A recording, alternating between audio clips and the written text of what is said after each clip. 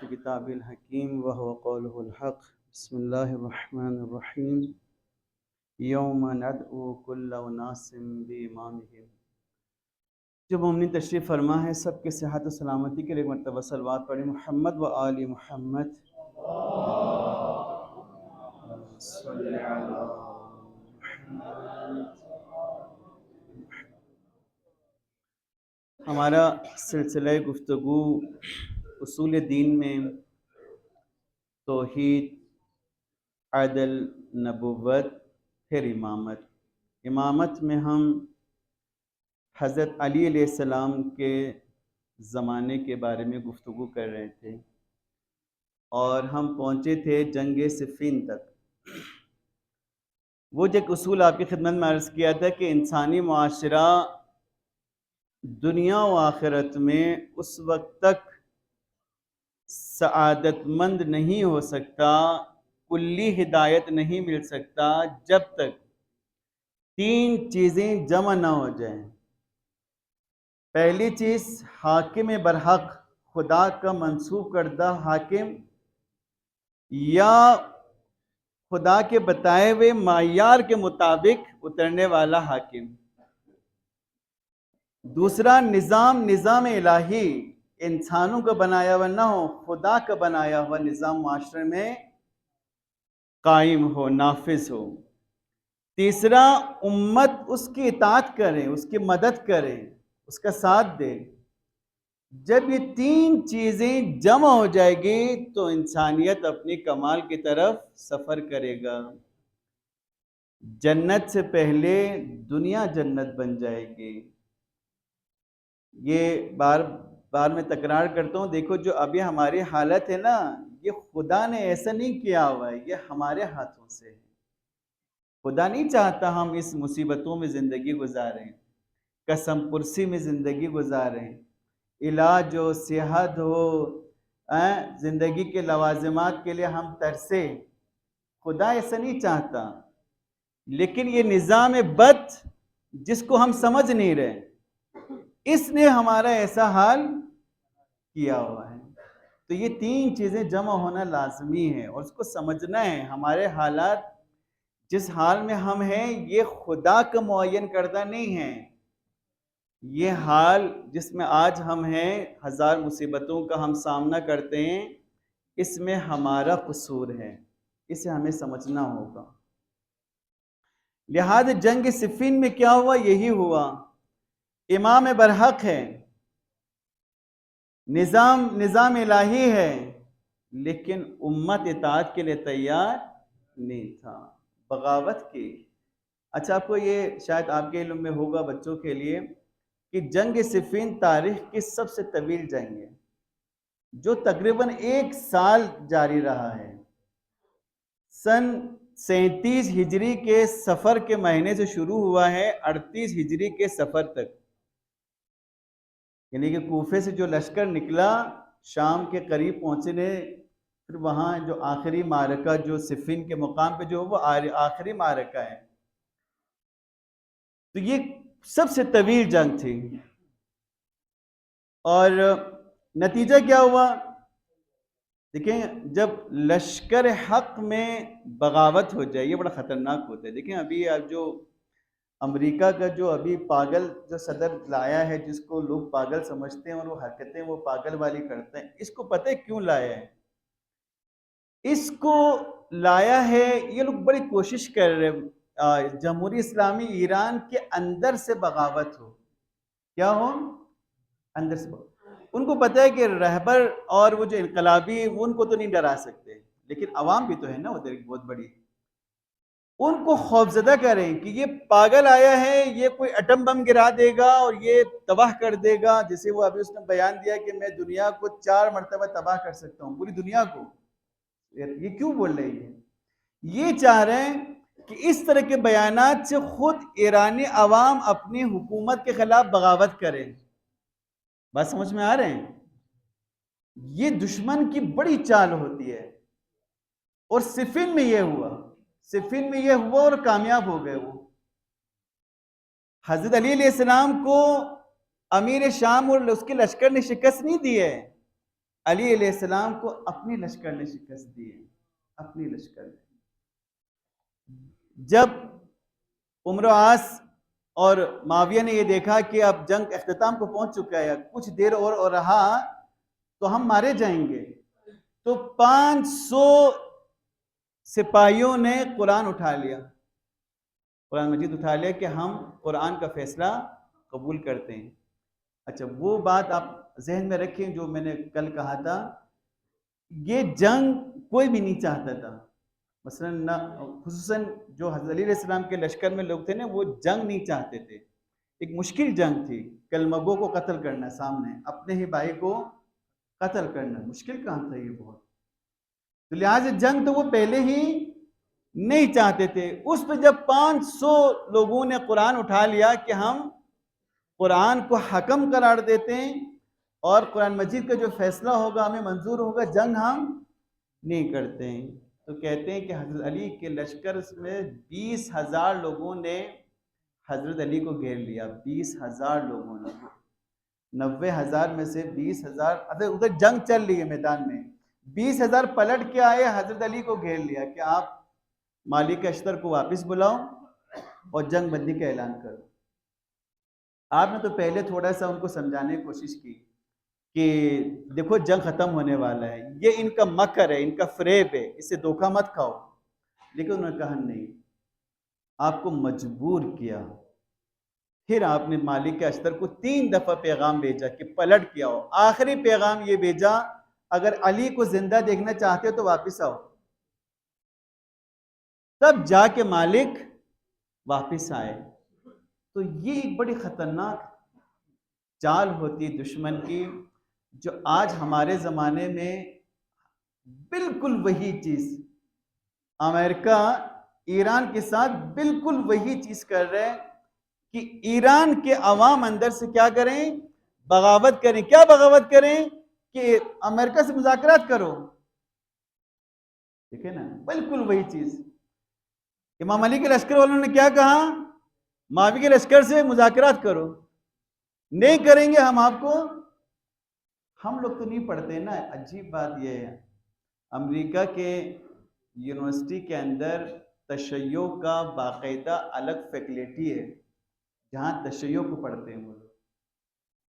یہ جنگ صفین ہم میں سے تو بہت کم لوگوں نے پڑھا ہے نا، ان کے طالب علموں نے کم از کم 10 مرتبہ پڑھا ہوگا اس کو کہ تاریخ میں کیا ہوا تھا۔ تو وہ یہ چیز آج ایران میں آزمانا چاہ رہے کہ لشکر اسلام میں ہی بغاوت ہو جائے، ہو جائے گا، ہمارا کام ختم ہو جائے گا۔ اور یہ بڑی مثلاً اس وقت ایران بڑی دباؤ میں، آپ کو بتاؤں دباؤ میں ہے مذاکرات کے حوالے سے۔ امریکہ کہہ رہے ہیں ہم مذاکرات کرنا چاہتے ہیں، بالکل ویسے ہی جیسے امیر شام نے کہا ہم حکم قرآن مذاکرات کرنا چاہتے ہیں، امریکہ بھی کہہ رہے ہیں کہ ہم ایران سے مذاکرات کرنا چاہتے ہیں، ایران کہتا ہے کہ ہم مذاکرات نہیں کریں گے۔ بالکل مشکل چیزیں نہیں ہے، عوام کو کیسے سمجھائیں گے یہ بات؟ اوپر سے وہ ایٹم بم کا خوف بھی ہے کہ یہ بمباری کر دے گا، اگر 4 ایٹم بم گرا دیے ایران میں تو ایران کا کیا حال ہوگا؟ دیکھیں نا، یہ ہے حقائق جس کو سمجھنا ہوگا ہمیں، جس کو سمجھیں گے تو ہم آج کے زمانے کو بدل سکتے ہیں، نہیں سمجھیں گے تو نہیں بدلے گا۔ یہ جو ہم ائمہ علیہ السلام کا عقیدہ ذہن میں رکھا ہوا ہے نا، ذہنی عقیدہ، یقین جانے کہ یہ ہمارے معاشرے کو بھی نہیں بدلے گا، نہ ہم کو بدلے گا۔ ائمہ ذہنی عقیدے کے لیے نہیں آئے کہ آپ ذہن میں ایک امام کا عقیدہ لے کے رہیں، عملی میدان میں آپ کس کے ساتھ ہیں، کس کو اپنا صاحب اختیار بنا رہے ہیں۔ یہ جو آیت ہے قرآن مجید کی سورہ بنی اسرائیل کی جو آیت ہے کہ یوم ندعو کل اناس بھی، قیامت کے دن اللہ ہر گروہ کو ان کے امام کے ساتھ بلائیں گے، باطل جنہوں نے امام بنائے ان کے ساتھ بلائیں گے، جنہوں نے حق والے کو امام بنایا ان کے ساتھ بلائیں گے۔ تو یہ جو امام بنایا ہے یہ ذہنی والا نہیں ہے، جو عملاً معاشرے میں آپ نے کس کو امام بنایا ہوا ہے، معاشرے کا نظم و نسق آپ نے کس کے حوالے کیا ہوا ہے؟ آپ کے اوپر کس کا حکم چلتا ہے؟ وہ حقیقت میں امام ہے، وہ نہیں ہے جو آپ نے 12 امام کا عقیدہ ذہن میں رکھا ہوا ہے کہ وہ میرا 12 امام ہے اور یہ ہمارے دنیا کے امام ہیں۔ اور عجیب بات تو یہ ہے، بس میں ٹائم، ایک طرف ہم کہتے ہیں کہ ہمارے لیے تو علی کافی ہے نہیں ہے، ہمارے لیے تو امام حسین کافی ہے، جناب سیدہ سلام اللہ علیہ کافی ہے۔ اچھا بھائی، یہ سب کافی ہے تو پھر ادھر کیوں جاتے ہیں؟ پھر دنیاوی مسائل کے لیے پس ترین لوگوں کو کیوں حاکم چنتے ہیں؟ کیوں سوچتے ہیں کہ یہ ہم کو، دیکھو نا، ہمارے ایک عمومی سوچ ہے ہمارے یہاں، کیا ہے پتہ ہے وہ عمومی سوچ؟ پاکستان میں جس کی حکومت آئے گی ہمارے یہاں اس کی حکومت ہونا چاہیے، یہ عمومی سوچ ہے یا نہیں ہے؟ ورنہ کیا ہوگا جی؟ ورنہ ہم بھوکے مر جائیں گے، بس یہی ہوگا، ترقی نہیں ہوگی، فنڈ نہیں ملیں گے، آٹا نہیں ملے گا، روڈ نہیں بنے گا۔ تو سچ سچ بتائیں، پھر حضرت علی کہاں چلے گئے؟ کہاں چلے گئے؟ امام حسین کہاں گئے؟ جناب سیدہ سلام اللہ علیہ کہاں چلی گئی؟ پھر وہ جو ہم کہتے ہیں کہ یہ ہستیاں ہم ہوتے ہوئے ہمیں کس کی ضرورت ہے، یہ سب ہم لوگ خیالی باتیں کرتے ہیں، صرف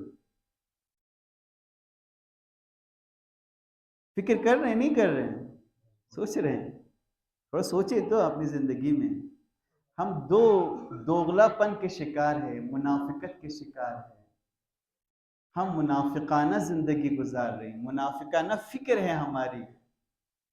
ایک طرف ہم کہتے ہیں ہمارے لیے ائمہ علیہ السلام کے ہوتے ہوئے کسی کی، دوسرے طرف کہتے ہیں جس پاکستان میں جس پارٹی کا حکومت آیا اس کو ہر حال میں لانا ہے، اچھا ہو یا، دیکھو نا کیوں لانا ہے؟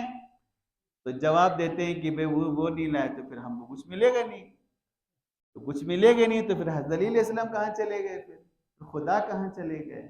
پھر جناب سیدہ کہاں چلی گئی؟ پھر امام حسین نے آپ نے کیا دیا؟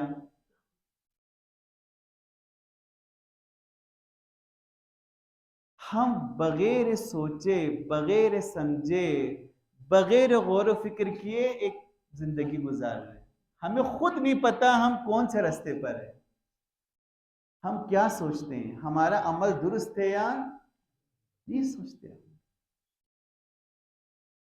یہی چیز تھی جنگ صفین میں علی علیہ السلام کے آنسو نکلے، آنسو نکلے، دل خون ہو گیا، علی کا دل خون ہو گیا، اس لیے کہ ہم جیسے لوگ تھے سارے، بغیر سوچے سمجھے چلنے والے، دل خون، بند کر دی جنگ، صلح نامہ لکھنے کے لیے قرارداد لکھنا شروع کیا، لکھا امیر المومنین حضرت علی، تو معاویہ کے لشکر سے جو آئے ہوئے تھے کمیٹی، انہوں نے کہا یہ امیر المومنین نہیں لکھو کیونکہ اس کو دونوں برابر ہے، سمجھ پہ آ رہے ہیں؟ ایک طرف لکھو علی ابن ابی طالب، دوسری طرف لکھو معاویہ ابن ابو سفیان، امیر المومنین لکھ لیجیے۔ حضرت علی کے لشکر سے ایک گروہ، اچھا علی نے، حضرت علی نے فرمایا ٹھیک ہے مت لکھو، یہ صلح حدیبیہ کی طرح ہے۔ جب صلح حدیبیہ ہوا تو قریش سے جب معاہدہ لکھا گیا صلح، تو لکھنے والے نے محمد رسول اللہ صلی اللہ علیہ وسلم انہوں نے کہا رسول اللہ نہیں لکھو، ہم رسول اللہ نہیں مانتے، لکھو محمد ابن عبداللہ، رسول اللہ نہیں لکھو، ہم نہیں مانتے۔ رسول خدا نے قبول کیا، کہا نہیں لکھو۔ علی علیہ السلام نے وہاں اس کو دلیل بنایا، ٹھیک ہے رسول خدا نے بھی کفار قریش سے صلح کرتے تھے، اس بات کو قبول کیا تھا، میں بھی قبول کرتا ہوں امیر المومنین۔ دیکھو نا جذباتی قوم، ہماری طرح بہت زیادہ مرچی کھانے والے، سب لوگ مرچی تو نہیں کھاتے تھے عرب، پتہ نہیں پھر بھی اتنے جذباتی کیوں تھے۔ آدھے وہاں لڑ پڑے علی علیہ السلام سے، آپ نے امیر المومنین کیوں مٹایا؟ عراقیوں کا ایک گروہ اس بات پہ ناراض ہو گیا علی علیہ السلام سے، آپ نے یہ کیوں قبول کیا؟ بعد میں جو خوارج نکلے وہ انہی بنا پہ نکلے۔ ایک خارجیوں کا ایک بڑا اعتراض یہ تھا کہ آپ نے امیر المومنین کو کیوں مٹانے دیا، کیوں قبول کیا اس بات کو کہ یہ نہ لکھے؟ یقین جانیں، تاریخ کے جو علی ہے اس کو سمجھیں، ان کا درد محسوس کریں، ان کا درد محسوس کریں، تو ہم اپنے زمانے کو پھر بدل سکتے ہیں، سمجھ سکتے ہیں۔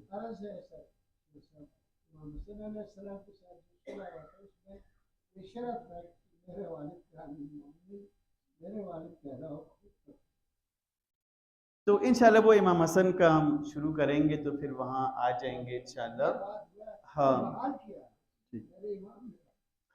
تو یہ حقائق تھے اصل میں جس کی وجہ سے جنگ سے اتنی طویل جنگ بغیر اس کے ختم ہوا، حکم قرار دیا، ایک طرف عمرو بن عاص اور ایک طرف ابو موسیٰ اشعری۔ ابو موسیٰ اشعری کو بھی حضرت علی نہیں بنانا چاہتے تھے، یہ بھی عراقیوں کی ضد پہ بنایا۔ حضرت علی مالک اشتر یا عبداللہ ابن عباس میں سے ایک کو بنانا چاہتے تھے حکم، انہوں نے کہا نہیں، یہ دونوں تو جنگ چاہنے والے ہیں، لہٰذا ان دونوں کو نہیں بناؤ۔ تو کس کو بنا؟ ابو موسیٰ اشعری۔ ابو موسیٰ اشعری امن پسند آدمی تھا بہت، وہ کہتے تھے یہ لڑائی جھگڑا چھوڑو، بستر لگاؤ اور سو جاؤ۔ ابو موسیٰ اشعری مصلحت پسند، اس کا مشہور قول تاریخ میں ہے کہ ایسے حالات میں جو اس وقت حالات تھا کہ سونے والا بیٹھنے والے سے بہتر ہے، بیٹھنے والا چلنے والے سے بہتر ہے، چلنے والا دوڑنے والے سے بہتر ہے، یہ اس کا قول تھا۔ کوفیوں کو ورغلانے میں، ٹھنڈا کرنے میں، جنگ سے دور کرنے میں ابو موسیٰ اشعری کا بہت بڑا ہاتھ ہے، بہت بڑا۔ اچھا ظاہراً وہ بہت ہی متقی پرہیزگار رسول خدا کے اصحاب میں سے ایک خاص صحابی تھا، لوگوں کے نظر میں اس کا ایک مقام تھا، لہٰذا لوگوں کے پاس دلیل تھا۔ دیکھو نا یہ بزرگ صحابی ایسا کہہ رہے ہیں تو ہمیں لڑنے کی کیا ضرورت؟ اسی لیے وہ جو میں نے ایک جملہ اس دن کہا کہ سب کو برابر نہیں سمجھنا چاہیے، رہبر رہبر ہے، امام خامنہئی ہے، سب کے برابر نہیں ہے، سب کو برابر نہیں کہو، تمام مجتہدین سب با احترام، باعزت، قابل احترام، قابل تقلید ہے، لیکن رہبر سب سے الگ ہے، اس کی شناخت ضروری ہے، اس کو پہچاننا ضروری ہے۔ نہیں پہچانیں گے دھوکہ کھائیں گے، جیسے عراقی دھوکہ کھا گئے۔ لہٰذا پھر وہیں سے ہی واپسی پہ خوارج کا جو خروج ہوا، انہوں نے جو خارجی جو نکلے وہ اسی وہیں صفین سے ہی نکلے، وہیں سے انہوں نے نعرہ بلند کیا کہ لا حکم الا للہ، کہ حکومت کا حق صرف اللہ کو اور کسی کو نہیں ہے۔ یہیں سے انشاءاللہ ہم کل شروع کرتے ہیں، دعا کرتے ہیں پروردگار کے برگاہ ہیں۔ پروردگار وہ دین جسے تو نے ہماری سعادت اور کمال کے لیے نازل کیا ہے، سمجھ کر عمل کرنے کی توفیق عطا فرما۔ پروردگار مومن مومنات جہاں کہیں بھی بیمار شفا کاملہ عطا فرما، جو پریشان حال ان کی پریشانیوں کو دور فرما۔ پروردگارہ مظلومین جہاں کو فتح و نصرت عطا فرما، ظالمین جہاں کو نیست و نابود فرما۔ ہماری اس قلیل عبادت کے صدقے میں ہمارے گناہان کبیرہ و صغیرہ کو معاف فرما، ہمارے مرحومین کی مغفرت فرما۔ پروردگارہ مظلومین جہان، مستضعفین جہان، دنیا کی تمام ستم رسیدہ انسان تیرے آخری حجت کے انتظار میں، پروردگار اپنے حجت کے ظہور میں تعجیل فرما، ہمیں ان کے اوان انصار میں شامل ہونے کی توفیق عطا فرما، برحمتک یا ارحم الراحمین۔